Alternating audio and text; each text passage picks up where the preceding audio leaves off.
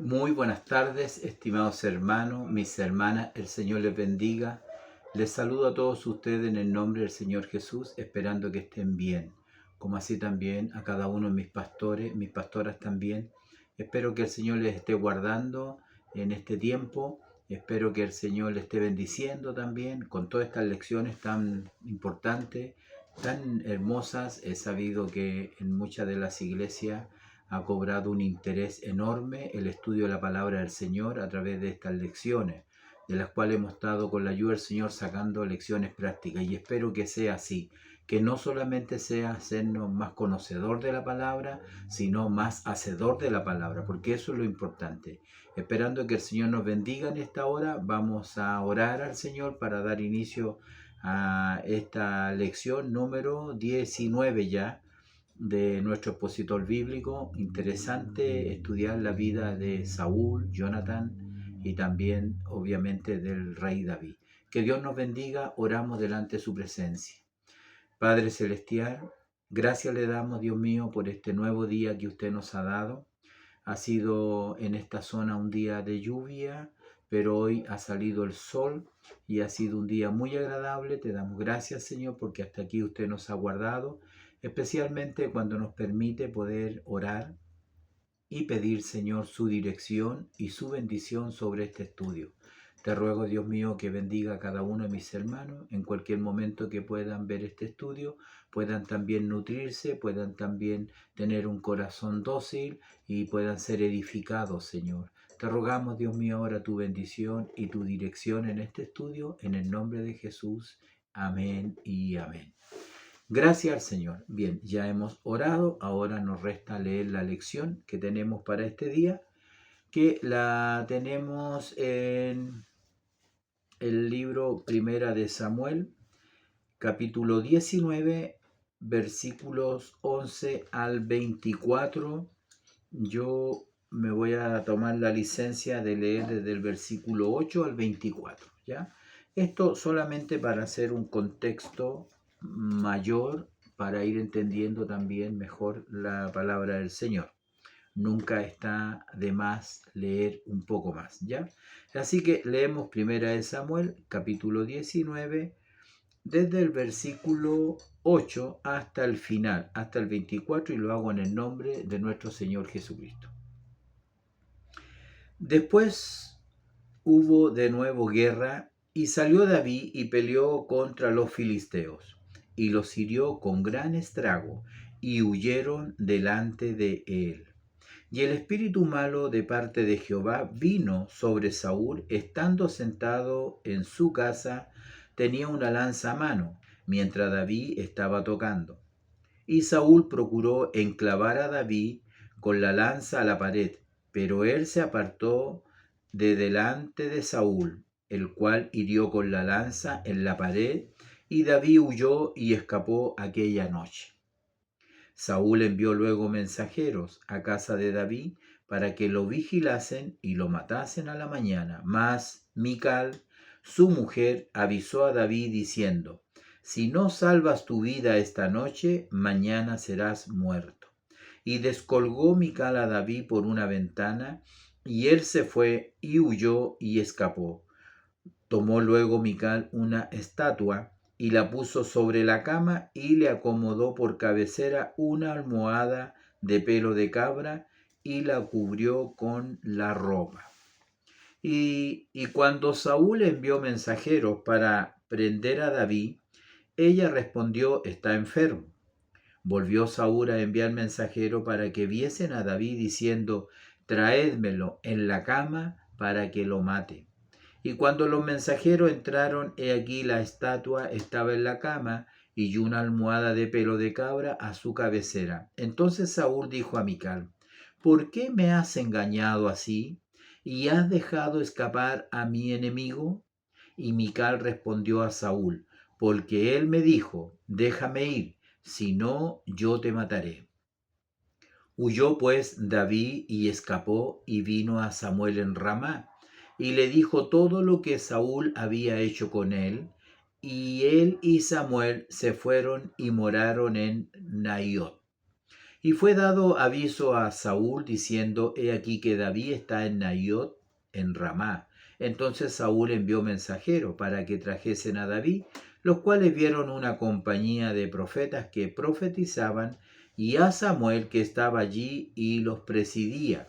Y vino el Espíritu de Dios sobre los mensajeros de Saúl, y ellos también profetizaron. Y cuando lo supo Saúl, envió otros mensajeros, los cuales también profetizaron. Y Saúl volvió a enviar mensajeros por tercera vez, y ellos también profetizaron. Entonces él mismo fue a Ramá, y llegando al gran pozo que está en Secú, preguntó diciendo, ¿dónde está Samuel y David? Y uno respondió, he aquí, están en Naiot en Ramá. Y fue a Naiot en Ramá, y también vino sobre él el Espíritu de Dios, y siguió andando y profetizando hasta que llegó a Naiot en Ramá. Y él también se despojó de sus vestidos y profetizó igualmente delante de Samuel. Y estuvo desnudo todo aquel día y toda aquella noche. De aquí se dijo, también Saúl entre los profetas. Amén. Bien, hasta allí la lectura bíblica. Hemos leído, como digo, algunos versículos más para darle un contexto a esta lección tan importante que tiene por título David como fugitivo. David como fugitivo, la lectura bíblica ya la hemos hecho y el texto para memorizar está en el libro de Lucas, capítulo 9, versículo 62. Lucas 9, 62. Vamos a dar lectura entonces al texto de memoria. Lucas 9, versículo 62. Hartos versículos tiene este capítulo. Vamos a leer el último versículo. Y Jesús le dijo, ninguno que poniendo su mano en el arado mira hacia atrás es apto para el reino de Dios.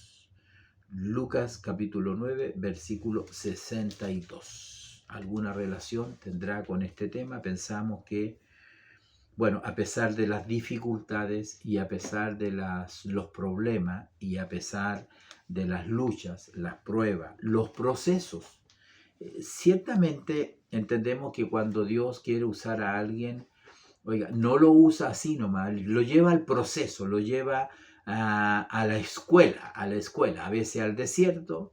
En este caso, David tiene que huir. Pero bien, tenemos esta lección que tiene un subtítulo, una fe vacilante. ¿De quién?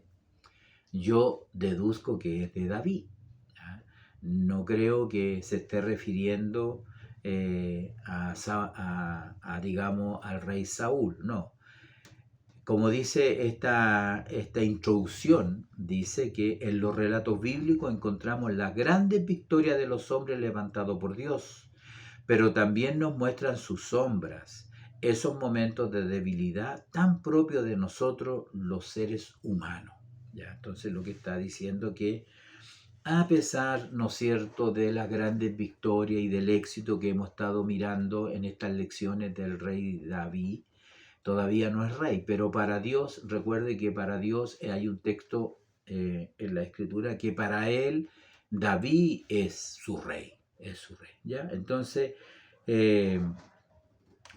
tenemos que repasar, que no se nos quede en el tintero, que realmente el domingo pasado estuvimos mirando estas lecciones acerca de Saúl, estuvimos viendo el odio que él tenía, la envidia que él tenía, los celos que no pudo controlar, más la envidia creo, ¿no? No podemos no entender, después de este proceso que tuvo, que provocó, ¿no es cierto? Porque lo que provocó la envidia y lo que provocó estas situaciones entre Saúl y David, obviamente fue el éxito que tuvo David, ¿ya? después de este éxito, de que todo andaba bien, de que todo iba muy bien para David, ¿no es cierto? Hizo de un amigo, estaba en el palacio, todo lo que el rey le ordenaba, él lo hacía prudentemente y con éxito. Tenía la aprobación, ¿no es cierto?, de la gente de guerra, de los generales, de los cercanos a Saúl, tenía el aprecio, el amor, el cariño de su hijo Jonatán, también tenía el amor de su hija Mical. O sea, eso es una vida exitosa, todo va bien, pero después de estar quizás en la cima,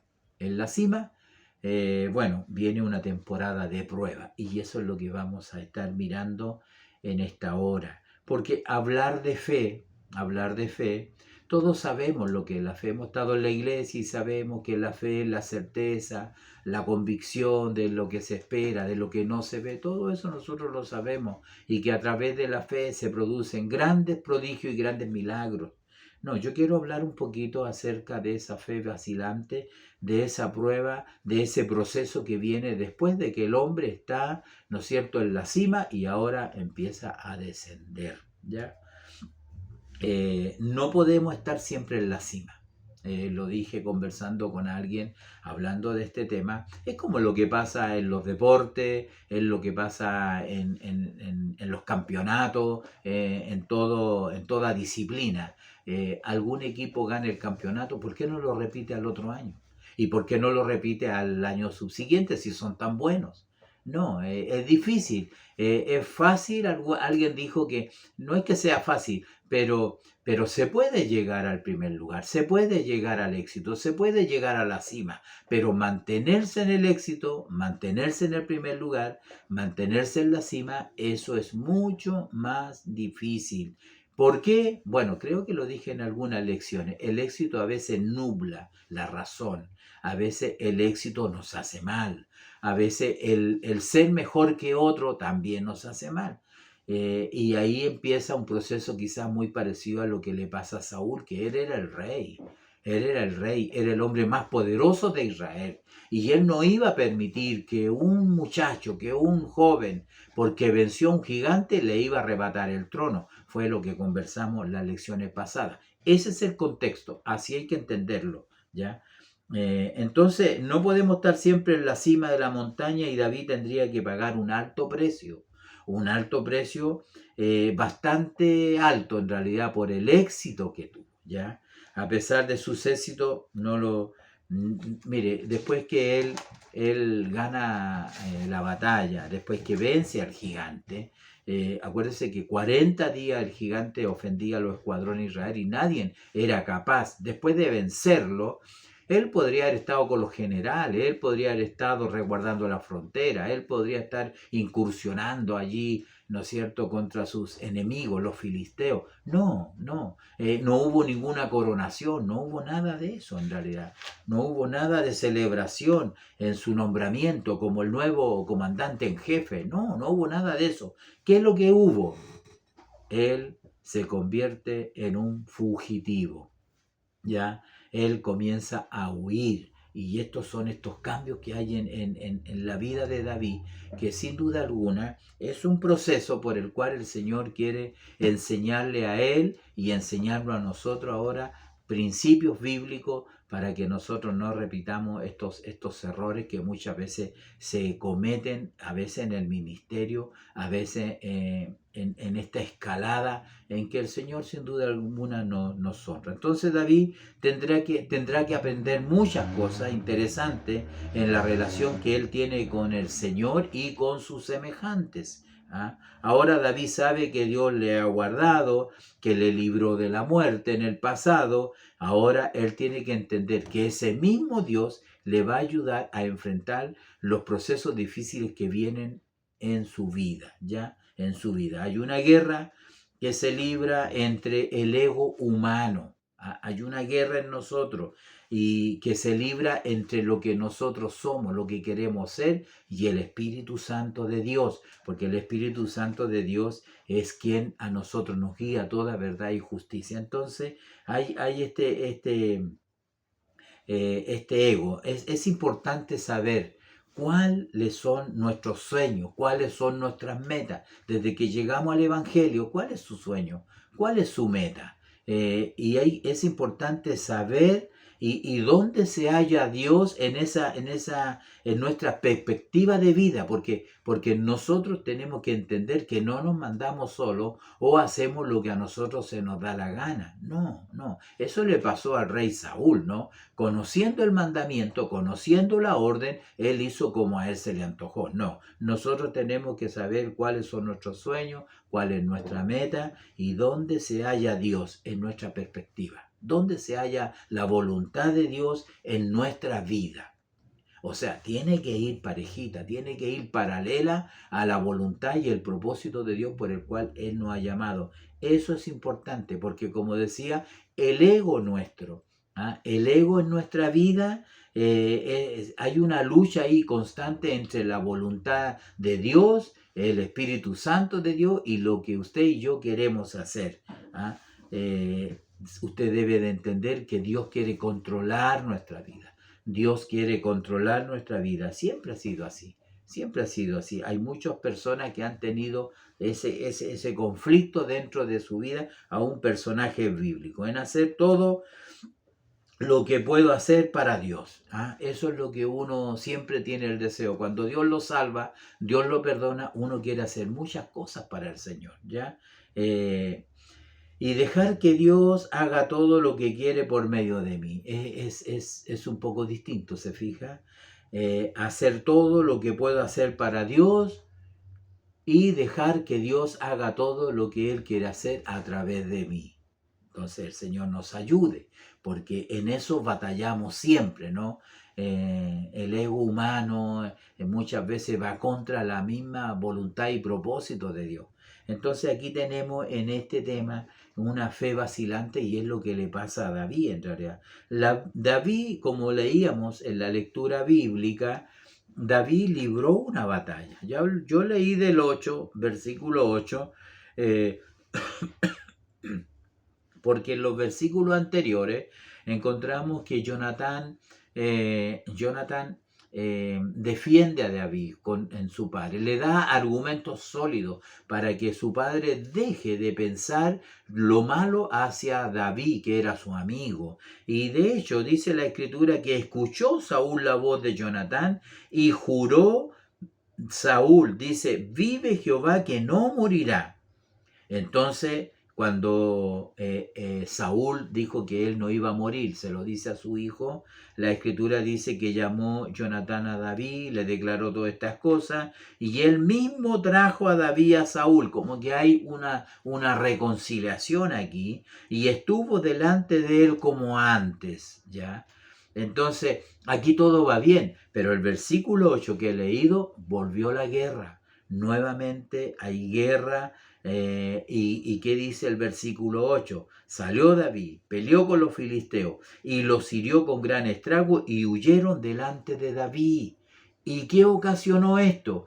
Que afloró nuevamente la envidia en Saúl y, como dice el versículo 9, el espíritu malo de parte de Jehová vino sobre Saúl, y estando sentado en su casa tenía una lanza a la mano mientras David estaba tocando, y Saúl procuró enclavar a David en la pared, le tira la lanza, ¿no es cierto?, nuevamente, y bueno, Saúl aquí dice, y David, dice, lo voy a leer, pero él se escapó delante de Saúl, el cual hirió con la lanza en la pared, y David huyó y escapó aquella noche, y así comienza una vida de fugitivo. Empieza ahora a huir David de la presencia de Saúl, porque Saúl lo único que quería hacer era matarlo, Entonces, como podemos ver acá, David libra esta batalla. En realidad él fue un hombre que peleaba con los osos, con el león, tenía muchas victorias de parte de Dios, y eso ocasionó que nuevamente Saúl se reavivara este celo, esta envidia, este odio en realidad. Más adelante en la lectura podemos ver que él lo trata él mismo quiere matarlo. Cuando le dicen que está enfermo en cama, él dice, tráigamelo aunque sea en la cama porque yo lo quiero matar con mis propias manos. A su hija le dice, ¿por qué has dejado escapar a mi enemigo? Entonces nosotros podemos darnos cuenta que estaba totalmente perdido en su odio, en su envidia. Ahora David está en una olla a presión. Está en una olla a presión donde solo debe de confiar en el Señor. No le queda otra cosa que confiar en el Señor. Aquí en el capítulo 19, nuevamente y por segunda vez, como podemos ver, Saúl trata de matar a David. También lo hace en los versículos 14 al 16, y cuando Saúl envió mensajero para prender a David porque él se había ido a su casa, ella respondió que Mical, que está enfermo. Con eso le da tiempo, porque anteriormente ella misma le dice,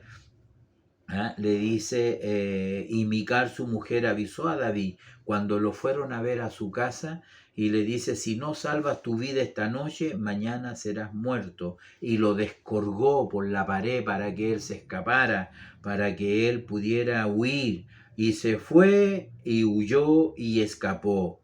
Y así esta mujer, la esposa, inventó todo un trama, toda una mentira.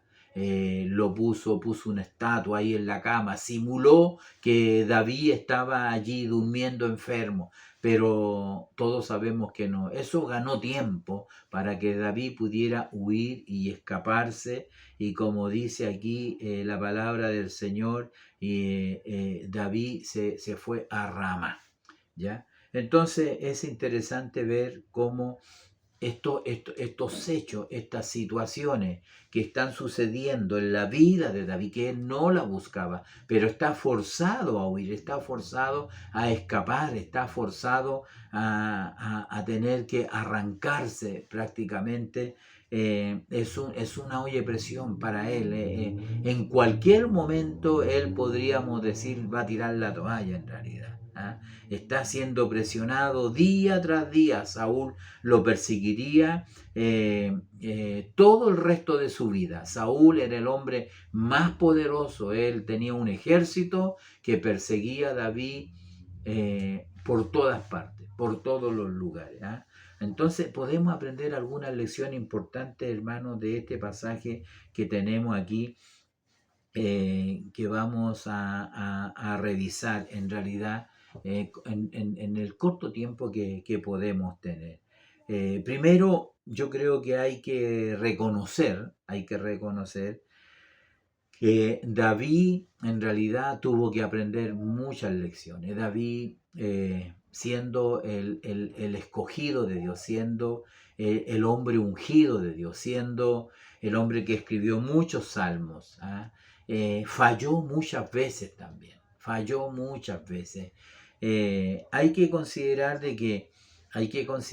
en esta palabra que el Señor nos da, que cuando uno conoce las promesas de Dios no tiene que probar absolutamente nada. Ese es como un principio que yo entiendo que esta lección nos enseña a nosotros, ¿ya? Nos enseña. Él no tiene que probar absolutamente nada. Él es el escogido, Él es el ungido, Él es el hombre que su corazón es conforme al corazón de Dios. O sea, digamos, Él es un hombre protegido por el Señor. ¿Qué tiene que probar? ¿A quién tiene que probarle? ¿Por qué? Porque como dice, si nosotros vamos y revisamos algunos versículos anteriores, y los voy a llevar atrás, aunque ya estudiamos estas lecciones, pero no las miramos de esta manera. Yo quiero que ustedes las miren de esta manera, como por ejemplo 1 Samuel 18, versículos 17 y 19, que leo, dice: entonces dijo Saúl a David: he aquí, yo te daré a Merab, mi hija mayor, por mujer, con tal que me seas hombre valiente y pelees las batallas de Jehová. La intención de Saúl era que David peleara las batallas. La intención de David era que él estuviera en el conflicto, en la batalla, en la primera línea. Y obviamente quienes están en la primera línea están siempre propensos a morir. Él lo hizo muchos años después, cuando tomó, ¿no es cierto?, al soldado, el esposo, ¿no es cierto?, con la mujer con la cual cometió adulterio. ¿Qué es lo que hizo? Le mandó una carta a su general Jehová y le dijo, pon a Urías en donde muere la gente, donde ahí en la primera línea. Esa era la intención de Saúl. Entonces, como dice este versículo 18, 17, con tal que me seas hombre valiente, tenía que demostrar David que era un hombre valiente. Hacía poco había matado a un gigante, era el más valiente que todo el ejército. Y además, como dice aquí, porque Saúl decía, no será mi mano contra él, sino que decía, será contra él la mano de los filisteos. Luego David, ¿no es cierto?, le responde y le dice David, pero David respondió a Saúl, ¿quién soy yo?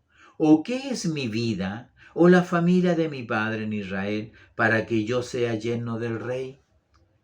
¿Por qué David hace eso? Estamos estudiando una fe vacilante. Y una fe vacilante es cuando uno dice que tiene fe, pero en la práctica no la tiene. Él, ¿no es cierto?, no tiene que demostrar a nadie nada. Como dije, este principio, cuando uno conoce las promesas de Dios, no tiene que probar nada a nadie, nadie. Porque Dios lo conoce, Dios lo escogió, Dios lo llamó, Dios lo va a usar poderosamente. Entonces, como dice, usted solamente tiene que conocer las promesas de Dios y no tiene que andarle diciendo a nadie ni demostrando a nadie nada. David no debiera haber, mire cómo se menoscaba. Él dice, ¿quién soy yo? Usted podría decir, sí, que David era humilde, sí, correcto, pero no puede humillarse y menoscabarse porque él dice, ¿quién soy yo? ¿Y qué es mi vida? La vida de él es preciosa. Si no, él hubiese muerto por el león, el oso y Goliat lo hubiese matado. ¿Y qué es mi vida? ¿O la familia de mi padre en Israel? La familia de su padre en Israel la profetizó los profetas con mucha anticipación. El tronco, el tronco de Isaí, el vástago que sale de allí, que primero pasa por David, luego es Jesús, por supuesto. ¿Era importante su familia? Obviamente que sí. Entonces, ¿cómo que se menoscaba aquí en esta parte? ¿Por qué? ¿Y dónde están las promesas de Dios? José es un hombre que tiene promesa, tiene sueño, y a pesar de que él está en la cárcel, no sé, de alguna manera Dios lo iba a librar. Los jóvenes hebreos, no vamos a adorar la imagen, porque Dios nos va a librar. Y si Dios no nos libra, sepas tú, oh rey, le dicen los jóvenes hebreos, que no vamos a adorar tu imagen. ¿Por qué ellos tienen esa valentía? ¿Por qué tienen ese valor? Porque su fe no es vacilante. Su fe es una fe viva en el Señor. Y usted conoce la historia, cómo son arrojados al horno. La llama que sale del horno mata a sus captores, a los que los tiraron. Y sin embargo, usted conoce maravillosamente cómo Dios se glorificó en esos jóvenes y ni olor a humo había, solo se quemaron sus cuerdas con las cuales estaban amarrados. Entonces, hay una tremenda diferencia en esto aquí. Por eso que digo que en esta lección, cuando uno conoce las promesas de Dios, no tiene que probar nada. Cuando Dios le ha prometido algo, solo espere con fe que Dios cumpla las promesas de Dios, ¿ya? Entonces es muy importante. Lo mismo pasa en el capítulo 18, versículo 20, dice en el 20 y el 21, dice, pero Mical, la otra hija de Saúl, amaba a David y fue dicho a Saúl y le pareció bien a sus ojos.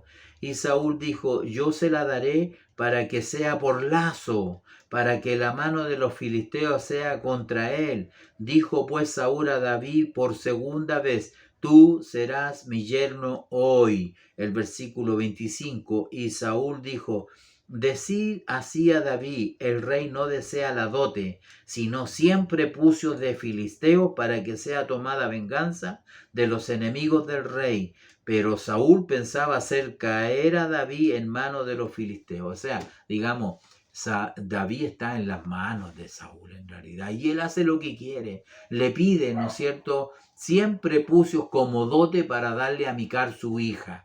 No tiene que demostrar nada. Aquí yo valoro la valentía de David, porque David no solamente mata a 100 filisteos, sino que mata a 200 para demostrarle a Saúl que él era un hombre valiente. ¿Era necesario hacer eso?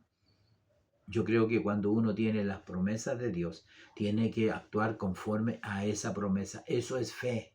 Eso es fe, no es una fe vacilante. Entonces es muy importante lo que nos muestran estos versículos cuando entramos a esta lección de la fe vacilante de David, ¿no? Entonces, claro, él trae 200 prepucios para demostrar que vale la pena que él sea el yerno del rey. Pero usted sabe cuál es la intención. Él sabe cuál es la intención. ¿Se acuerda que Satanás, porque Satanás hace eso en realidad? Satanás le dice a Jesús, si eres hijo de Dios, dile a estas piedras que se conviertan en pan. Jesús no tenía que demostrar nada. No, sino que con la palabra del Señor. Si eres hijo de Dios, échate de aquí para abajo, porque la palabra del Señor dice que Él mandará a sus ángeles para que tu pie no tropece en piedra. ¿Lo hizo Jesús o no? No, no lo hizo. ¿Por qué? Porque no tenía que demostrar nada. Él sabía que era hijo de Dios. Si eres hijo de Dios, todos estos reinos de la tierra yo te los daré si tú postrado me adorares. ¿Lo hizo? No, no lo hizo. ¿Por qué? Porque él sabía que todo era de él, que él creó todas las cosas y todo era de él. No había que demostrar absolutamente nada. Entonces, principio, cuando uno conoce las promesas de Dios no tiene que probar nada, ¿ya? Porque ahí nosotros, este texto, uno tiene que hacerle preguntas. ¿Tenía David que demostrarle al rey su valentía? No. ¿Tenía que demostrarle todas esas cosas para ser el yerno del rey? No, absolutamente no. ¿Acaso no sabía David? Dígame usted, pregúntese, ¿sabía David que realmente él era el ungido de Dios? ¿Sabía David que él era el próximo rey? Obviamente que sí.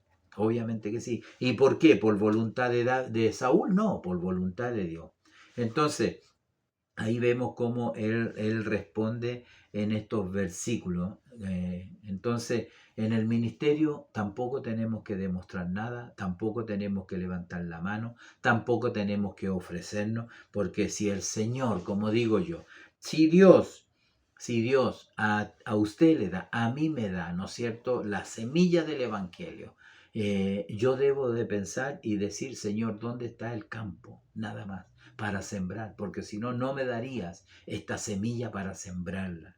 Entonces, es muy importante. En el ministerio, como digo, no tenemos nada que probar a los hombres. Si Dios te eligió y Dios te escogió, tienes que confiar en el Señor y esperar en la voluntad de Dios. Nada más, porque Dios no es hombre para mentir. No es hijo de hombre para arrepentirse. No, lo que Dios lo promete, Él lo hace. No importa quién se oponga, no importa quién no crea, no importa quién, ¿no es cierto?, lo critique, lo juzgue, o como en el caso de este varón, David, y que haya sido perseguido por el rey Saúl.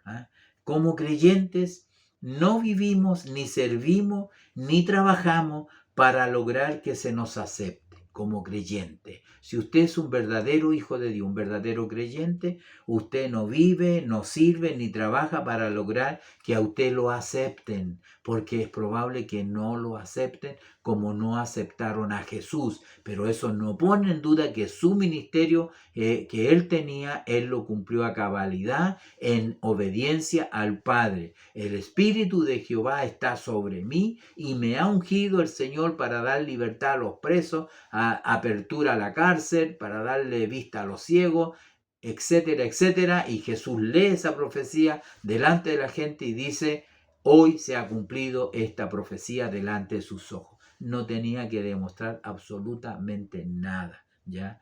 Entonces, como creyentes no vivimos, ni servimos, ni trabajamos para lograr que se nos acepte, sino más bien vivimos, trabajamos y servimos al Señor debido a que Dios ya nos ha escogido, ya nos ha aceptado.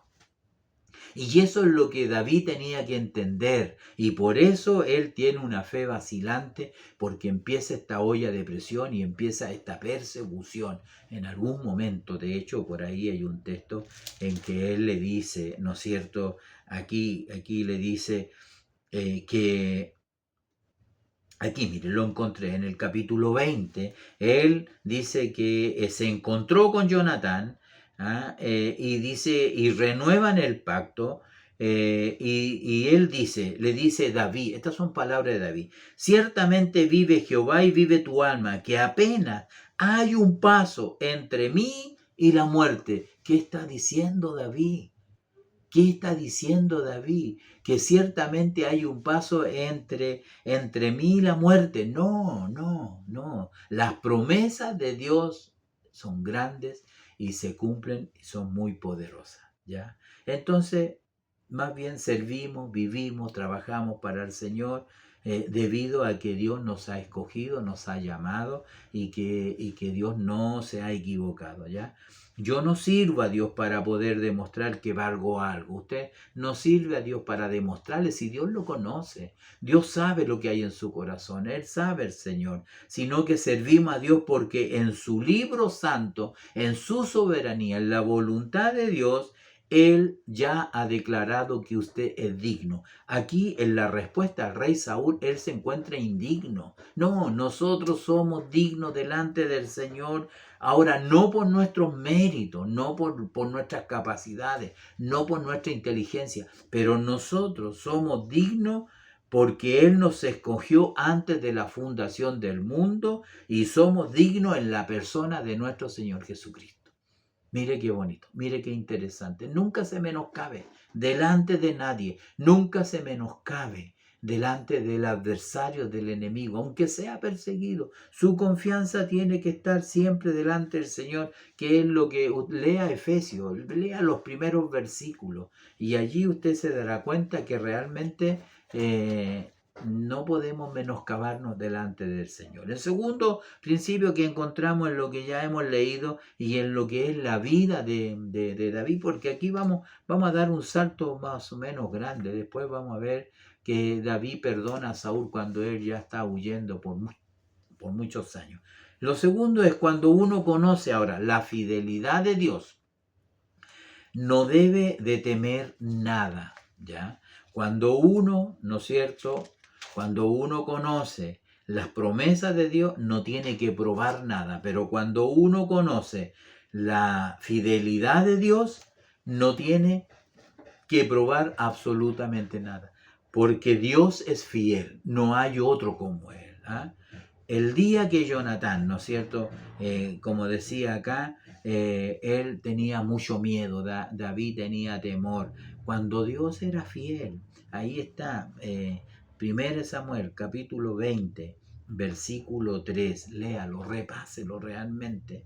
Ciertamente vive Jehová y vive tu alma, que apenas hay un paso entre mí y la muerte. David vacila, David vacila. El capítulo 19, en el versículo 8 que nosotros tenemos acá, podemos ver que la guerra continúa y nuevamente él tiene que huir. Y sin embargo, en todo este pasaje que encontramos, desde que él se escapó y se fue a la casa, el versículo 14, el 15, donde Mical miente, porque ahí hay una mentira, ¿no? Para defenderse, para excusarse delante de su padre, porque su padre le dice, ¿por qué me has engañado? Esta es otra de lo atentado que Saúl hace contra David y él nuevamente tiene que huir. Ya huye ahí cuando está sentado a la mesa, huye cuando está tocando, huye cuando está durmiendo en su casa, huye, ¿no es cierto? Y ella miente y le dice, porque él me dijo, déjame ir y si no, yo te mataré. ¿Ah? Entonces nosotros podemos ver en todo este proceso, que empiezan a suceder y David comete muchos más errores más adelante y también miente para poder escaparse, A veces algunas personas, lamentablemente, aún creyentes, cuando tienen una circunstancia un poco complicada y difícil, no hayan otra cosa mejor que hacer estas mentiras, que le llaman piadosa. Yo no sé cómo es eso en realidad, porque la mentira siempre va a ser mentira, ¿eh? La mentira siempre va a ser mentira. Por eso que algunas personas manipulan las circunstancias, les cambian. ¿Qué es lo que dijo? Ella dijo, respondió a Saúl, porque él me dijo, déjame ir, si no yo te mataré. Ahí ella está cambiando, está manipulando una circunstancia que la podría poner en peligro. Y muchas veces las personas manipulan eso. Y son hombres, pueden ser ministros, pastores, pueden ser gente importante de los cuales uno no puede entender que puedan mentir de esa manera. No es permitido, no se puede aceptar que el siervo de Dios mienta, que el hombre de Dios mienta, que el predicador mienta. No se puede aceptar eso. Entonces se manipulan estas circunstancias en lugar de poner su fe y esa confianza en el Señor. Qué distinto es David. Qué distinto es David con el que se enfrentó en el valle. En el valle estaba lleno de Dios, lleno de fe, lleno de confianza en el Señor. Aquí anda huyendo. Aquí anda. Usted diría, es que tenía que huir, sí, pero usted después encontrará situaciones que no tenía que hacer eso. Nadie nadie no tenía que hacerlo en realidad. No tenía que hacerlo porque podemos ver nosotros que David cree de una manera, pero actúa de otra forma, ¿ya? Y eso nos pasa muchas veces a nosotros. Creemos de una manera y actuamos de otra forma, como por ejemplo en este pasaje del Salmo 59. ¿Por qué? Porque los salmos son los que reflejan la vida de David. ¿Ya? Él escribe su experiencia y precisamente, ¿no es cierto? Esta situación, porque nosotros encontramos acá en la escritura, dice la escritura, mire, dice, y Saúl envió mensajero a la casa de David para que lo vigilasen y lo matasen a la mañana. Es decir, envió mensajero para ir a la casa de él, para vigilarlo, para rodear la casa, para cerrarle todo escape y además, como agrega acá en esta parte, que dijeron que estaba enferma, pero Saúl envió mensajero para que viesen a David diciendo, tráemelo en la cama para que lo mate con sus propias manos. Ya lo había dicho. También le había dicho a su hija que David era su enemigo. Pero en el Salmo 59, mire lo que dice acá. El Salmo dice, el título que tiene, que para algunas Biblias hebreas no es un título, sino que es parte del mismo, el Mictán, dice Mictán de David cuando envió Saúl y vigilaron la casa para matarlo. O sea, este salmo está hablando que él lo escribió, en algún momento lo escribió, pero es increíble. Dice, líbrame de mis enemigos, Dios mío, ponme a salvo de los que se levantan contra mí, líbrame de los que cometen iniquidad y sálvame de hombres sanguinarios, porque he aquí están acechando mi vida, están acechando mi casa, se han juntado contra mí poderosos, no por falta mía ni pecado mío, oh Dios Jehová, sin delito mío corren y se aperciben. Despierta para venir a mí, encuentro y mira. Y tú, Jehová, Dios de los ejércitos, Dios de Israel, despierta para castigar a todas las naciones, no tengas misericordia de todos los que se rebelan con iniquidad. Volverán a la tarde, ladrarán como perro y rodearán la ciudad. He aquí, proferirán con su boca espada y en sus labios. ¿Por qué dicen quién oye? Mas tú, Jehová, tú reirás de ello, te burlarás de todas las naciones a causa del poder del enemigo. Esperaré en ti, porque Dios es mi defensa. El Dios de mis misericordia irá delante de mí. Dios hará que vea en mis enemigos mi deseo. Y así usted puede leer todo este salmo y se da cuenta que David confía plenamente en el Señor. Pero eso es lo que dice, pero no es lo que hace. Finalmente él dice, vuelvan pues a la tarde, ladren como perro y rodeen la ciudad, anden ellos errante para hallar que comer, y si no se sacian, pasen la noche quejándose. Pero yo cantaré de tu poder y alabaré de mañana tu misericordia, porque has sido, mire, mi amparo y refugio en el día de la angustia, fortaleza mía, a ti cantaré, porque eres, oh Dios, mi refugio, el Dios de mi misericordia. Un hermoso salmo en realidad que declara la confianza que David tenía en su Dios. Esto es como tema de la segunda parte, ¿no?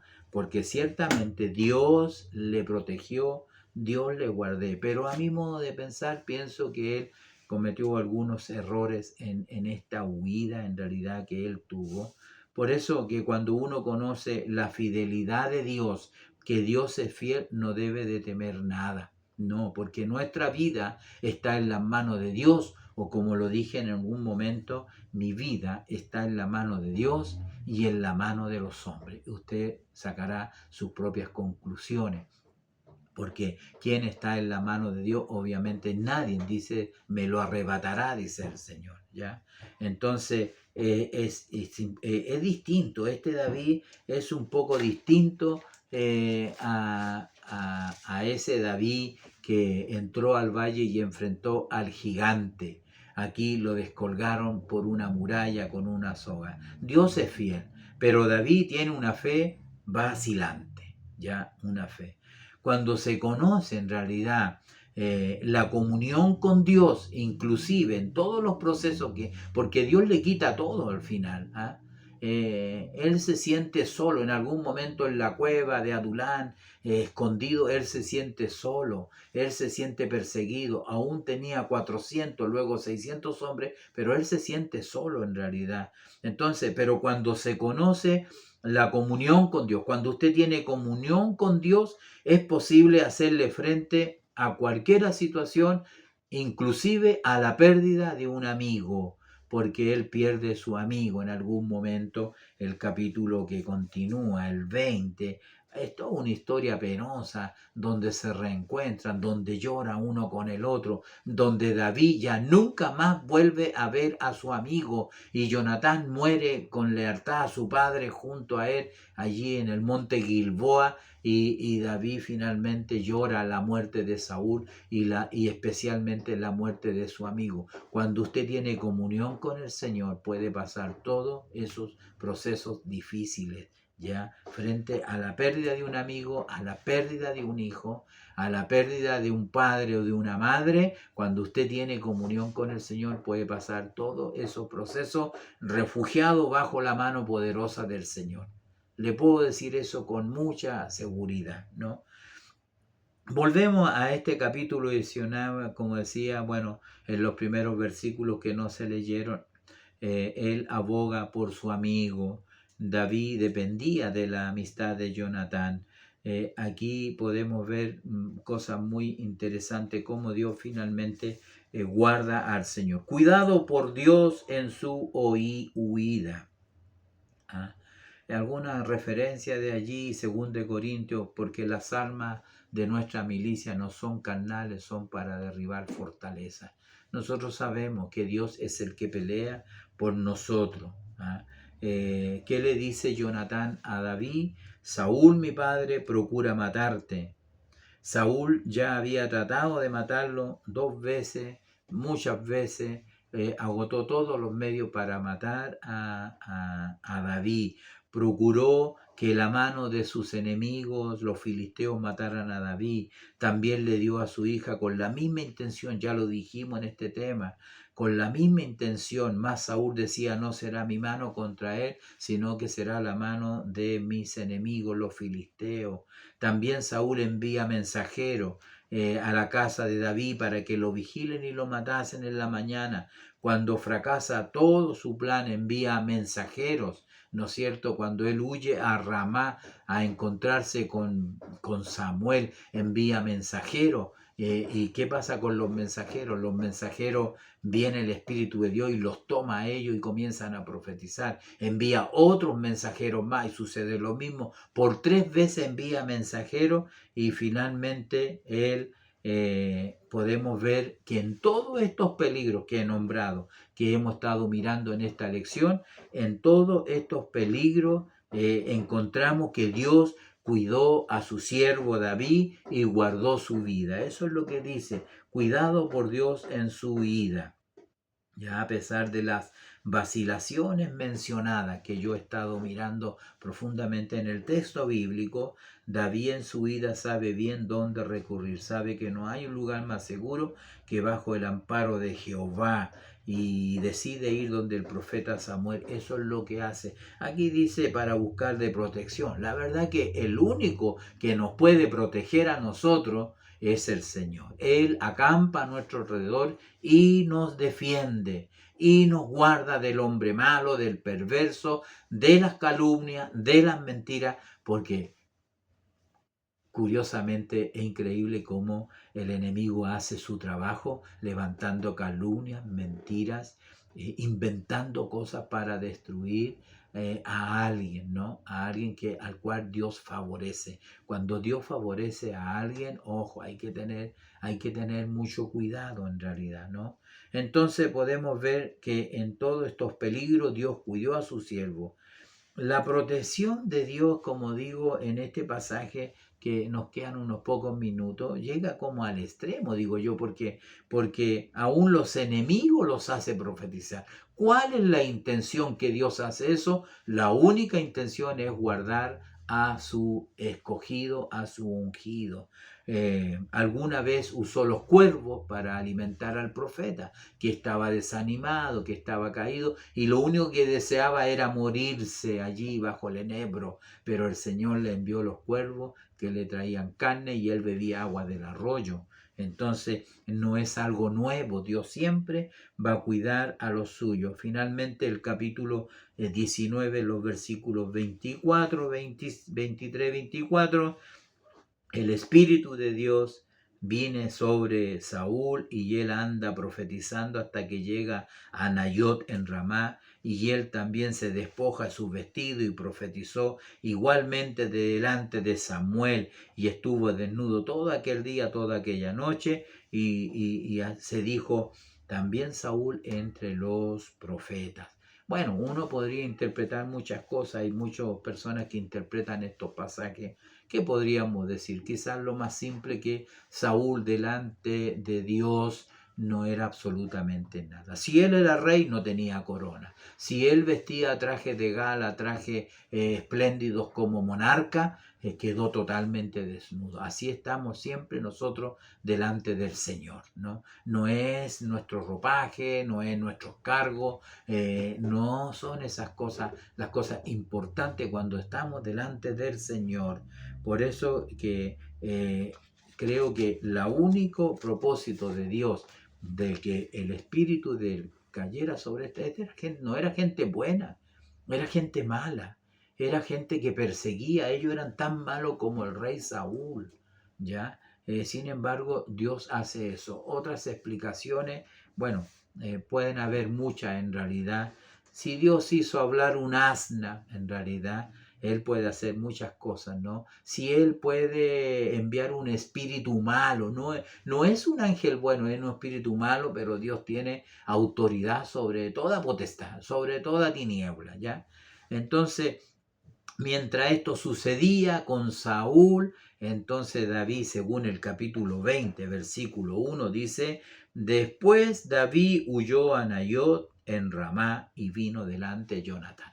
Así Dios protege a David, así Dios lo cuida, ¿no es cierto?, en su vida. y bueno, después se le junta mucha gente, ¿no? Hay una historia para finalizar en los minutos que quedan, que es la historia de Martín Lutero. Martín Lutero, ¿no es cierto? El paladín de la Reforma, todos le debemos mucho a él, ¿no es cierto? Este monje agustino que leyendo las escrituras, de pronto las escrituras se le iluminaron y él pudo entender de que el justo vivirá solo por la fe. No importaban las caminatas a Roma, no importaban los sacrificios que hacían, no importaban los votos de castidad, las laceraciones en su cuerpo o subir de rodilla la escalinata de la capilla de San Pedro. No, no, no, él entendió realmente su palabra. Y por eso, ¿no es cierto?, él clava estas tesis y ahí está esta revolución, digamos, que cambió el mundo entero en realidad. Entonces, en algún momento a él también lo persiguieron, los prelados católicos romanos lo buscaban para matarlo, en realidad, para matarlo, por su posición, por lo que él estaba haciendo en realidad, por estos volantes, estos folletos que se empezaron a difundir por toda Europa, y la posición que él tenía obviamente en esta reforma, responsable número uno de la reforma protestante de ese siglo. Algunos de sus amigos, ¿no es cierto? Bueno, ellos rentaron un castillo y a orillas del río Rin, y lo llevaron para esconderlo allá y protegerlo. Sin embargo, él entendió que ninguna fortaleza humana, ningún castillo lo iba a proteger como su buen Dios, y compuso el famoso himno Castillo fuerte nuestro Dios. Él compuso esa hermosa alabanza que hasta el día de hoy la cantamos. Castillo fuerte nuestro Dios, defensa y buen escudo. Qué interesante, ¿no es cierto? Que nosotros podamos tener ese castillo, esa protección en los momentos difíciles, ¿no? David tiene que pasar muchos procesos más para llegar a ser el rey de Israel, el mejor rey de Israel. Tiene que pasar muchos procesos más. A veces Dios acude a muchos medios y Él tiene muchos recursos humanos para salvar a sus hijos, inimaginables. Las Sagradas Escrituras están llenas como Dios protege a sus hijos. Creo que también ustedes deben tener muchas experiencias como esta, cómo el Señor les ha librado, cómo el Señor les ha guardado en su vida. Que el Señor nos bendiga en estas lecciones que han sido muy interesantes de la vida de Saúl, la vida de David. ¿Sabe? Mientras yo escuchaba algunos estudios, entonces a veces ponemos el énfasis en la monarquía, en el rey, en lo que él hace, y se critica mucho, ¿no es cierto?, a los que están por delante. Pero yo quiero preguntarle, ¿quién era el rey verdadero de Israel? ¿Quién era el verdadero ungido? ¿Acaso no era David? Entonces, ¿qué lección importante también pasa con esto? Que tenemos que tener cuidado con los ungidos, que tenemos que tener cuidado con aquellos que el Señor guarda y protege, porque yo no quisiera estar en contra de aquel que Dios guarda y protege, porque no lo voy a pasar bien, no lo voy a pasar bien. Y allí usted puede ver la vida de Saúl, cómo él va de mal en peor su caída. ¿Por qué? Porque él no entendió lo que Dios quería hacer con su siervo David. A la inversa, David nunca levantó la mano contra el ungido, a pesar de que el ungido, Saúl, el rey de Israel, el rey vigente, estaba mal, difariaba, tenía instinto asesino. De hecho, fue un asesino, porque más adelante encontramos que Enoc mata al sacerdote porque protegió a David, mata a toda su familia, mata a toda esa ciudad de sacerdotes, y comete muchas cosas y se pasa al bando contrario y consulta una divina, etcétera, etcétera. Sin embargo, aún así, David nunca levantó la mano contra el ungido del Señor. Entonces, que el Señor nos bendiga en esta lección, sea una lección provechosa, que Dios los guarde, nos ayude el Señor para tener un hermoso servicio de escuela dominical este fin de semana. Que Dios les bendiga grandemente.